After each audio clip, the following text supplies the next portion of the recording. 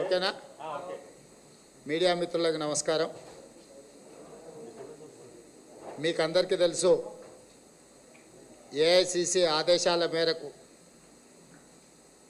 Congress party రాజ్యసభాపక్ష నాయకుడు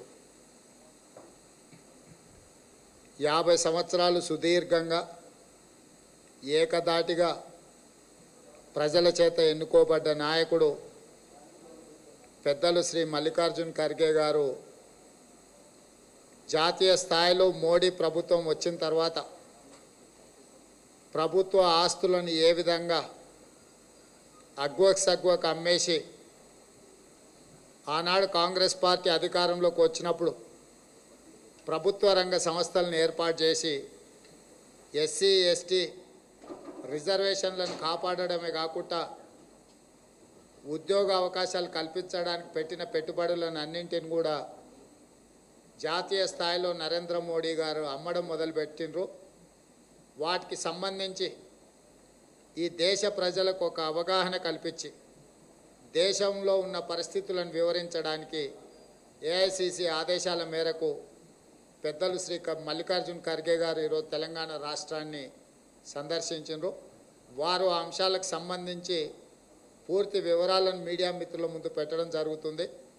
దయచేసి ఇది జాతీయ స్థాయిలో ఎంతో ప్రాధాన్యతతో కూడుకున్న అంశం. మీడియా మిత్రులందరూ కూడా ఈ వీలంత మేరకు ప్రాధాన్యతను కల్పించాల్సిందిగా కోరుకుంటూ పెద్దలు మల్లికార్జున్ ఖర్గే గారిని మాట్లాడవలసిందిగా తెలంగాణ కాంగ్రెస్ పార్టీ తరఫున విజ్ఞప్తి చేస్తున్నాను.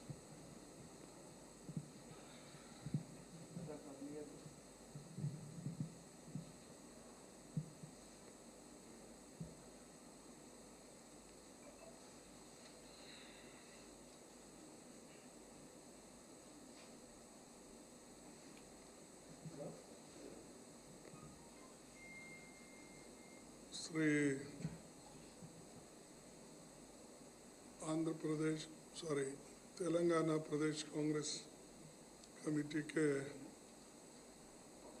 अध्यक्ष श्री रेवंत रेड्डी जी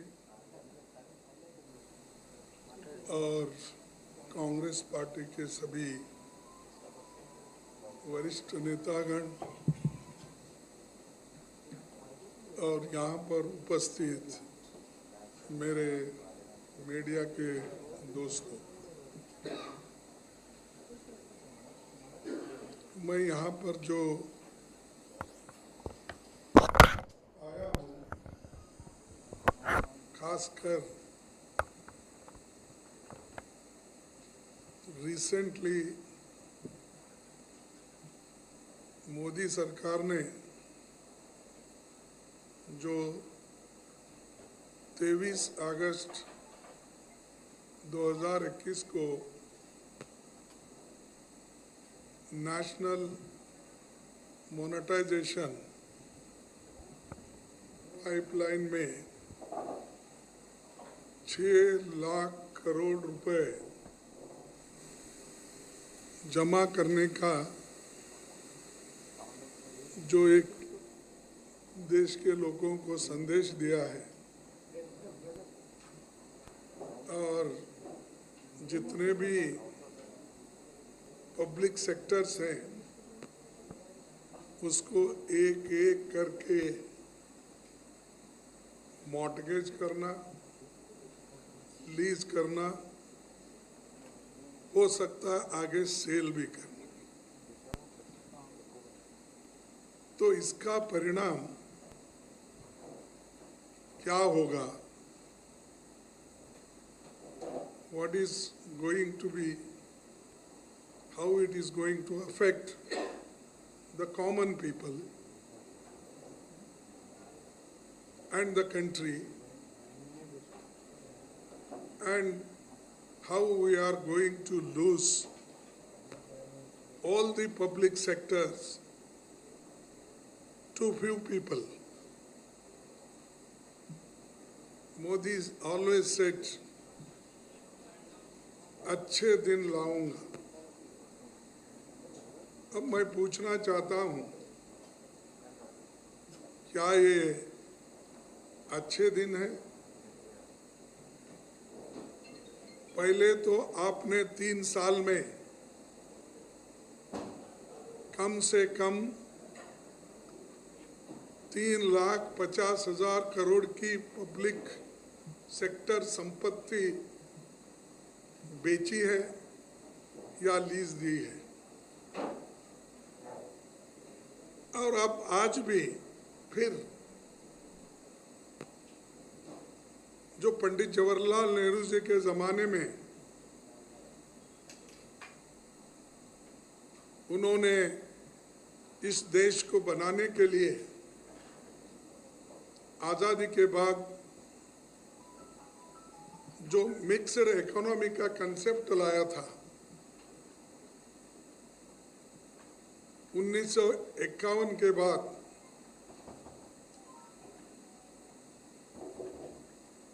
कम से कम उन्होंने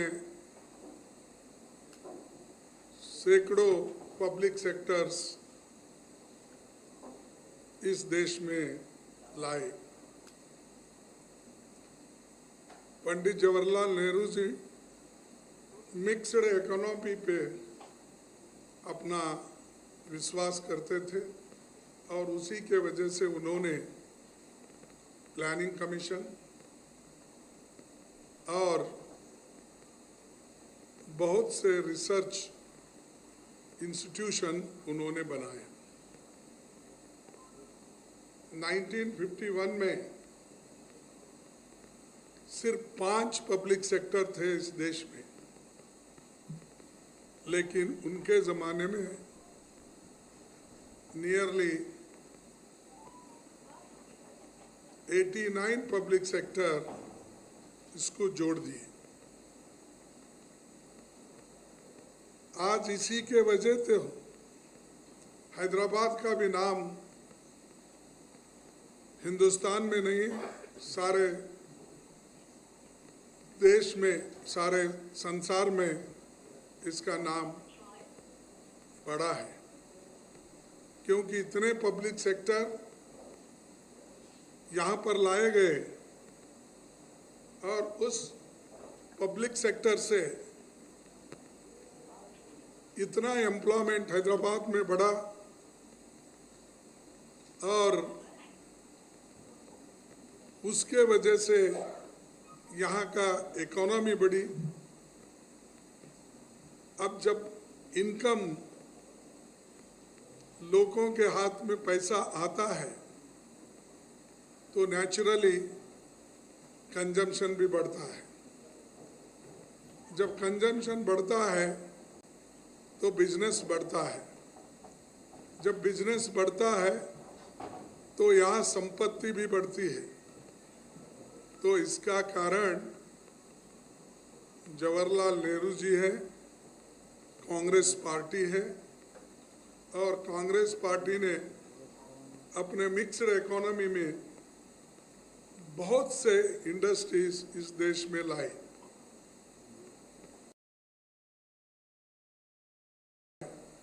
वो भी करके आपको हम देंगे। मिक्स्ड इकोनॉमी का उद्देश्य यही था कि इस देश में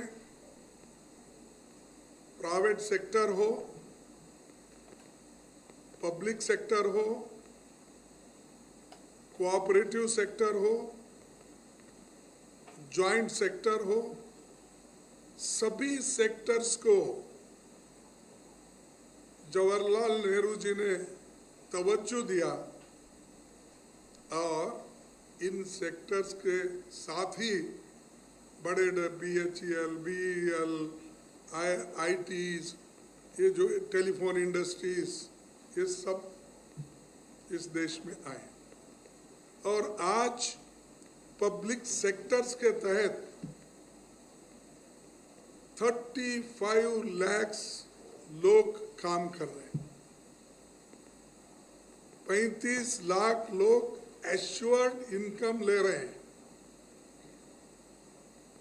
और ये 35 लाख पब्लिक सेक्टर में काम करने वाले लोग, उनकी पढ़ाई बढ़ी है उनके लोगों की, उनका इनकम बढ़ गया है। तो इस पब्लिक सेक्टर को आज मोदी जी खत्म कर रहे हैं, एक के बाद एक के बाद। और पब्लिक सेक्टर्स अगर खत्म हो गए, बैंकिंग सेक्टर खत्म हुआ, इंश्योरेंस सेक्टर खत्म हुआ, तो रेलवे सेक्टर खत्म हुआ, तो अल्टीमेटली रिजर्वेशन भी खत्म होगा। और बैकवर्ड क्लास को रिजर्वेशन के लिए लड़ के लिए मंडल कमीशन के तहत शेड्यूल कास्ट का रिजर्वेशन तो पहले से था ही, वो तो संविधान के तहत दिया गया हुआ था। लेकिन इन लोगों की आर्थिक स्थिति को कमजोर करने के लिए, इनको पस्त करने के लिए मोदी जी ने इनडायरेक्टली एक कदम उठाया है कि इसको डीनेशनलाइज करो या बेचो, और आहिस्ता आहिस्ता इनकी आर्थिक परिस्थिति आज जो है इनका कमर तोड़ के, ना ये लोग पॉलिटिक्स में रहे या इनके पास पॉलिटिकल पावर रहे, ना ये लोग स्वाभिमान के साथ जिए। ये उनका मूल उद्देश्य है। क्या पब्लिक सेक्टर्स ठीक है? कांग्रेस के जमाने में 91 में जब पीवी नरसिंह राव साहब थे, मनमोहन सिंह जी जब वे फाइनेंस मिनिस्टर थे, जो बहुत ही कमजोर पब्लिक सेक्टर थे, वो बार बार नुकसान में आ रहे थे। इसीलिए चंद को उन्होंने डिलीट किया, यानी उसको या मिला दिया या उसको किसी तरह से दूसरे तरीके से लाए। लेकिन यहाँ जो फायदे के हैं, जो फायदे में चल रहे, महारत्ना और वो क्या और एक रत्न है ना, नवरत्ना, मिनी रत्ना, अरे ये तो प्रॉफिट में है। और कम से कम साल को 3,50,000 करोड़ रुपए फायदा होता है। और नुकसान में चलने वाले पब्लिक सेक्टर्स कितने हैं? उसमें सिर्फ 45,000 करोड़ रुपए नुकसान होता है। फिर भी सब अगर पीयूसी आप देखेंगे तो सभी मिल जाने के बाद भी 3 लाख करोड़ आज सरकार को पब्लिक सेक्टर से फायदा है। और उसी के साथ साथ 7 लाख करोड़ रुपए गवर्नमेंट को मिलता है, एक्साइज ड्यूटी के तहत, जीएसटी के तहत, इंपोर्ट ड्यूटी भी हो सकती है। ये सारे तरीके से गवर्नमेंट को इसमें भी फायदा है। तो हर चीज में आज जो कांग्रेस ने बना के रखी और उसको आप बेचना शुरू किए। Whatever we earn, it is taxpayers' money. People have paid. It is people's asset. It is a public asset. And Modi ji is selling one by one. And और एक मजे की बात आपको मैं बताऊंगा कि the road 1,60,000 करोड़ इसकी वैल्यू है। उन्होंने 26,700 किलोमीटर नेशनल हाईवेज को, किसी अमीर को या अपने चाहते को देखकर उससे वो कमाना चाहते हैं 1,60,000 करोड़ 4 साल में। अब नेशनल हाईवे अथॉरिटी के तहत सालाना 1 किलोमीटर को 85 पैसा गिरता है जो टोल कलेक्ट करते हैं। अगर आपको 1,60,000 करोड़ 4 साल में अगर कमाना है तो आपको 6 गुना टैक्स, टोल टैक्स देना पड़ेगा। आप जो आज 200 रुपए किसी टोल टैक्स में दे रहे हैं तो वो कल इसका 6 गुना करेगा, क्योंकि कोई मुफ्त में तो नहीं लेगा और उसको तो 1,60,000 देना है। वैसा ही रेल, उससे 1,52,000 करोड़ कमाना चाहते हैं। 400 स्टेशंस, 150 ट्रेनें, रेलवे ट्रैक्स और वुड सेट्स, ये जो कल के दिन अगर कोई ऑक्शन में, या ऑक्शन तो नाम के वास्ते करते हैं और ये हमेशा हम दो, हमारे दो जो भी है, 2 बेचने वाले हैं, 2 लेने वाले हैं, खरीदने वाले, तो उनको देने के लिए ये कम से कम 400 स्टेशन, 150 ट्रेन और 1,52,000 वो अगर कमाना है, इसके ऊपर फिर प्रॉफिट वो बनाना है, तो ट्रैक पे जो प्राइवेट ट्रेन चलेगी उसका भाड़ा बढ़ेगा। अगर पैसेंजर ट्रेन चलेगी उसका भाड़ा, क्योंकि वो ट्रैक उसके कंट्रोल में है। जैसा रोड उसके कंट्रोल में रहेगा तो टोल वो बढ़ाएगा फायदे में।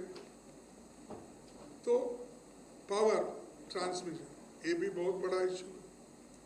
ये 45,000 करोड़ इससे कमाना चाहते हैं और 42,300 circuit kilometre of transmission network वो प्राइवेटाइज कर रहे हैं। इसी तरह पावर जनरेशन, उससे 40,000 करोड़ कमाना चाहते हैं और 6,000 megawatt 6,000 megawatt hydro, solar, wind, ये सब असेट्स बेच रहे हैं। ऐसा ही नेचुरल गैस हो और पीडीटी पाइपलाइन हो, टेलीकॉम हो, वेयर हाउसिंग हो, माइनिंग हो, एयरपोर्ट्स हो, पोर्ट्स हो, स्टेडियम्स, यहाँ तक कि वो बेच रहे, लीज पे दे रहे और ये सारी चीजें वो कर रहे हैं। और हमको पूछ रहे थे 70 साल में कांग्रेस ने क्या किया। हालांकि 70 साल में हम 55, 60 साल कांग्रेस ने की, बाकी के तो दूसरे मित्र पक्षों ने की, दूसरों ने किया। और ये 70 साल में 6 साल तो वाजपेयी का है, वो भी हमारे भी डाल देते, क्योंकि उसको भी अपना नहीं समझते, इसको वाजपेयी जी। तो खैर 70 साल में हम कुछ नहीं किए। फिर आप 3.5 लाख करोड़ में जो बेचे संपत्ति वो किसकी थी? आज जो 6 लाख में आप जमा करने की सोच रहे हैं, नगद लाने की सोच रहे हैं, वो किसका है? आज तो ये बेच रहे, कल के दिन नागार्जुन सागर में कहीं डैम वो भी लीज पे देंगे, तुंगभद्रा डैम देंगे, आलमट्टी डैम देंगे, कृष्णा कावेरी देंगे, क्योंकि पैसे की जब कमी होती है तो वो कहेंगे अरे हम उसका फुल यूटिलाइज करना है,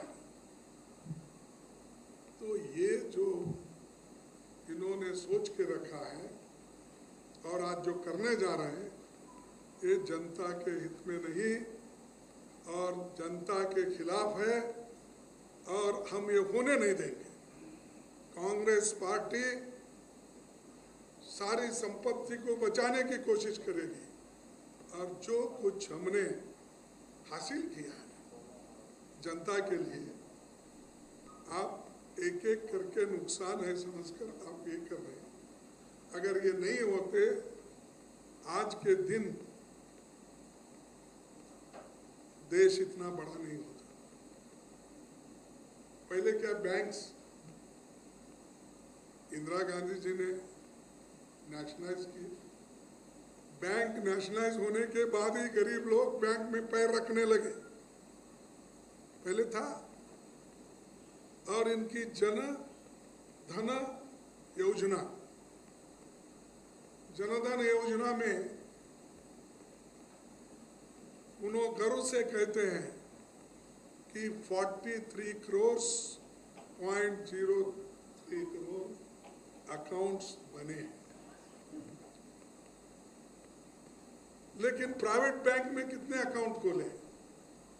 सिर्फ 1,80,00,000, यानी 41 करोड़ आपका जनधन अकाउंट पब्लिक सेक्टर में है, किसी देहात में नहीं खोले किसी बैंक प्राइवेट वाले।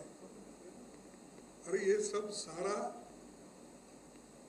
कांग्रेस पार्टी ने किया और इतने पब्लिक सेक्टर जनहित में हमने किए। और आज जो पब्लिक सेक्टर्स, चाहे वो बेंगलुरु भी इतना बड़ा बना है because of public sector, Hyderabad इतना बड़ा बना है because of public sector, Varanasi इतनी बढ़ गई है because of railway engine factory others. हर जगह पब्लिक सेक्टर्स के वजह से हम आगे आए। लेकिन ये अपना दुर्दैव है कि आज ऐसी सरकार आई है कि लूटो और अपने दोस्तों को बांटो, ये चल रहा है। और मुझे ताजुब लग रहा है कि जो समझदार लोग हैं वो भी चुप बैठे हैं। और मुझे और भी ताजुब लग रहा है जो इंटेलेक्चुअल्स, प्रेस, मीडिया जिसके ऊपर हमला हो रहा है वो भी चुप बैठे हैं। तो ऐसा अगर हुआ तो एक तरफ डेमोक्रेसी खतरे में, एक तरफ संविधान खतरे में, दूसरे तरफ बोलने की आज़ादी खतरे में। और जो हमने कमाया वो सब या प्राइवेटाइजेशन होगा, डिसइन्वेस्टमेंट के नाम से ये सारा कुछ चल रहा है। और आज मैं आपके सामने यही कहने आया था कि ये जो एसेट हमने बना के रखे हैं, इसको जो अपने दोस्तों को बेचने के इरादे से वो जो काम कर रहे हैं, इसको कहीं ना कहीं हम रोकना चाहिए और हम रोक के रहेंगे। मैं एक आपके पास कोट करूंगा नेहरू जी का, जिन्होंने ये बात आज़ादी के बाद ये कही थी, एक पूंजीवादी समाज में ताकतों को अनियंत्रित छोड़ दिया जाता है तो अमीर और अमीर, जबकि गरीब और गरीब हो जाते हैं। तो इसीलिए तो प्राइवेट सेक्टर को, पब्लिक सेक्टर को, कोऑपरेटिव सेक्टर को, जॉइंट सेक्टर को, माइक्रो फाइनेंस को हमने बढ़ावा देते रहे। और सबसे पहली बात मैं यही बोला कि जैसे जैसे हमारे पब्लिक सेक्टर्स खत्म होंगे, रिजर्वेशन खत्म हो जाएगा और गरीब जो अपने पैर पे खड़ा होके स्वाभिमान से जो जी रहा है उसकी भी रोटी छीन लेगा।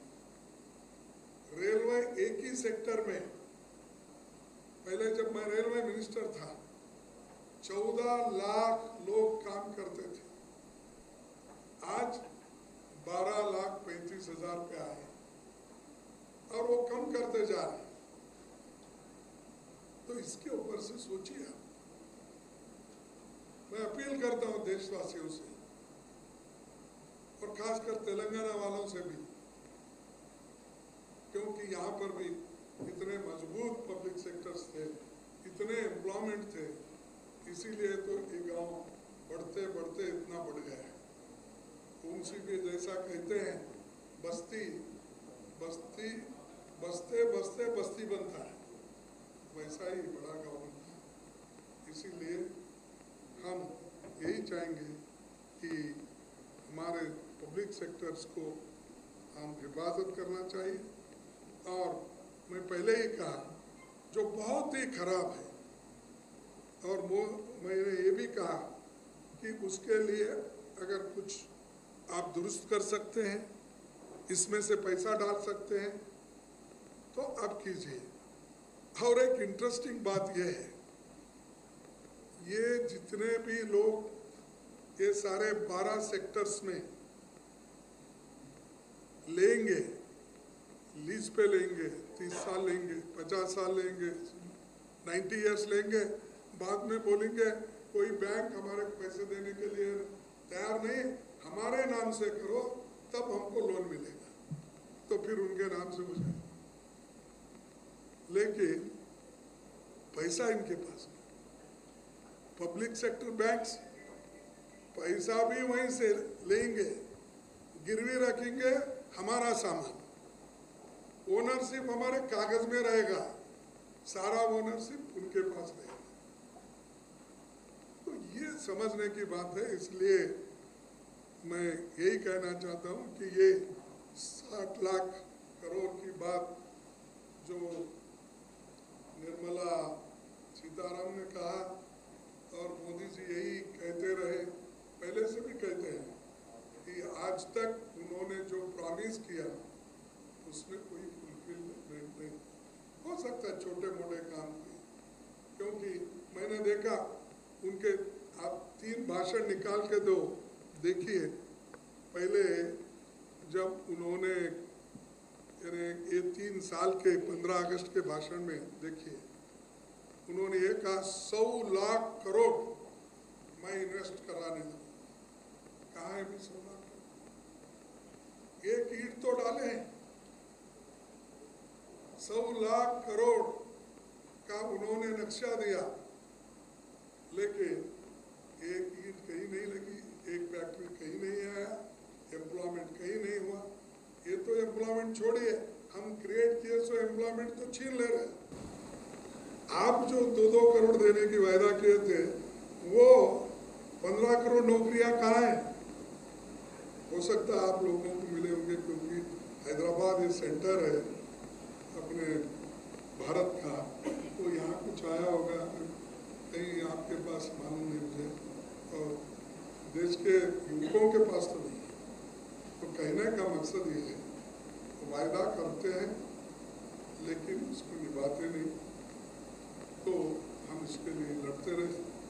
हमारी पार्टी ये कोशिश करते रहे कि गरीबों एम्प्लॉयमेंट मिलने के लिए, और ये जो आज कौड़ी के दाम पे उनको दिया जा रहा है, इसको किस ढंग से हम लोगों तक पहुंचा सके, इसके बारे में और रोक सके, इसकी कोशिश हम करें। धन्यवाद जी। वाजपेयी की गवर्नमेंट डिसइन्वेस्टमेंट शुरू हुआ था, तो उसके बाद एक कांग्रेस का दौर आया, तो वो जब वाजपेयी की गवर्नमेंट शुरू हुई थी, तो रोकने के लिए कांग्रेस ने क्या किया? देखिए, हमने कांग्रेस ने, मैं पहले ही बोला, आप ये प्रश्न पूछेंगे, मैं उसकी भी तैयारी करके उसने आके पहले ही बोला कि जो अच्छे इंस्टीट्यूट जो बहुत ही खराब है, जिसमें कोई फायदा ही नहीं है, अगर उसको कुछ ठीक कर सकते हैं तो करो, नहीं तो डिस्कार्ड कर सकते हैं तो करो। लेकिन जो फायदे करने वाले हैं उसका आंकड़ा मैंने दिया, महारत्न, नवरत्न, मिनी रत्न, ये तो है ना, और ये फायदे कर रहे हैं। और फायदे नहीं करने वाले कितने इंस्टीट्यूट है, वो थोड़े हैं, थोड़े संख्या भी छोटे मोटे ज्यादा हो सकती है, लेकिन उसका नुकसान कितना है, 45,000 करोड़। अरे आप 3,50,000 कमाते हो, अगर 50,000 में चले 3 लाख तो फायदे में है, और लोगों को एम्प्लॉयमेंट गारंटी मिलती है। इसीलिए हम तो लोगों को एम्प्लॉयमेंट ध्यान में रख के ये काम करते आए और इकोनॉमी के बढ़ाने के भी काम किए हैं, क्योंकि उस जमाने में आज़ादी के बाद कोई ऐसा प्राइवेट सेक्टर वाला नहीं था आगे आके यहाँ BEL, BHEL या फार्मेटिक सेंटर हैदराबाद फार्मेसी का एक बहुत बड़ा सेंटर था, उसको भी खत्म करने की कोशिश इन्होंने, और आहिस्ता आहिस्ता।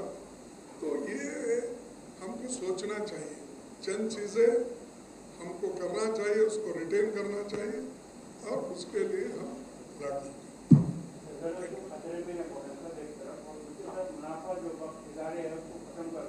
कांग्रेस रोकेगी, इस तरह रोकेगी, कांग्रेस की डिफॉल्ट में क्या होगा? देखिए साहब, लड़ना हमारा काम है, आप भी हमारे साथ आएंगे ऐसा मैं समझता हूँ। लड़ना हमारा काम है, लोगों को जागृत हमारा काम करना है। जितने भी इंटेलेक्चुअल्स है, जितने भी आज इसको समझ सकते हैं, उनको हमारे तरफ से जो हो सकता है समझाने की कोशिश करेंगे। लेकिन उनका प्रचार इतना है, वो झूठ को ही 100 बार बोलते हैं, सत्य बनाने की कोशिश करते हैं। तो इसके वजह से हमको जागृत होकर काम करना है। लाखों अफराद पब्लिक सेक्टर में काम करते हैं, क्या वो कांग्रेस के साथ नहीं दी है? क्या कांग्रेस इस मामले में पीछे रही है, क्या प्रचार करने में? ये सच्चाई जो है पब्लिक के सामने लाने में कांग्रेस पीछे रही, जो उनका प्रोपोगंडा कामयाब हुआ? देखिए, पब्लिक सेक्टर में काम करने वाले हर पार्टी के रहते हैं, हर ट्रेड यूनियन के लोग रहते हैं, इंटक है, AITUC है, CPI का है, CPM का है, आजकल तृणमूल कांग्रेस का है, और BMS है। अब वो बीजेपी वाले कभी नहीं जिंदगी में वर्कर्स की बात ही नहीं करते थे, अब वो ये 15-20 साल में उठे हैं जागृत।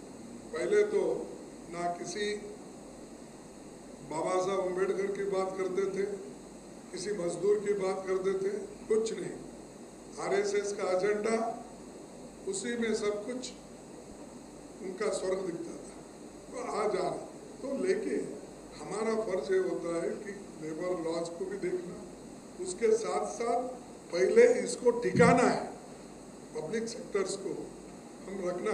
और उससे नुकसान क्या है, कॉमन पीपल को भी है। मैंने पहले ही बताया, रोड में अगर मैं 1,60,000 अगर आपको देना है, और मैं कमाता हूँ, आज जो एयरपोर्ट अथॉरिटी है, वो क्या रोड हाईवे अथॉरिटी है, वो कमाती है 1 किलोमीटर को 80-85 पैसा।